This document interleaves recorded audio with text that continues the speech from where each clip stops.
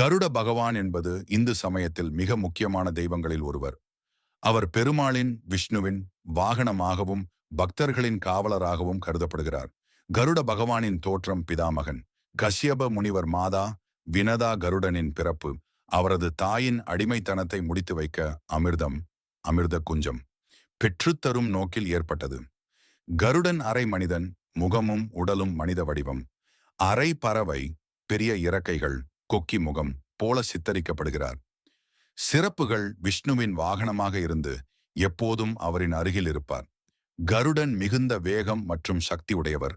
கருட வேகம் என்பது அதிலிருந்து வந்த சொல். பாம்புகளை, நாகங்களை எதிர்ப்பவர், ஏனெனில் அவரது தாயை பாம்புகளின் அடிமையிலிருந்து விடுவித்தவர். கருடன் அனலின், அக்னி போன்ற சக்தி கொண்டவர். எந்த திசையிலும் கண நேரத்தில் செல்லக்கூடியவர். கருட பகவானை வணங்குவதின் நன்மைகள்: ஒன்று, நாகதோஷம் மற்றும் காலசர்ப்ப தோஷம் நீங்கும். இரண்டாம் பாம்பு பயம், விஷ பீதி விலகும். மூன்றாம் நோய், திடீர் விபத்து, தீய சக்திகள் ஆகியவற்றிலிருந்து பாதுகாப்பு. நான்காவது சக்தி, துணிவு, விரைவான முன்னேற்றம் கிடைக்கும். வழிபாடு: கருடனுக்கு கருட பஞ்சாமிர்த அபிஷேகம், கருட மந்திரம் ஜபம், கருட சேவை செய்வது சிறந்தது. விஷ்ணு கோவில்களில் கருடர் சன்னதி இருக்கும். அங்கு வணங்கி நாகதோஷ பரிகாரம் செய்வது வழக்கம்.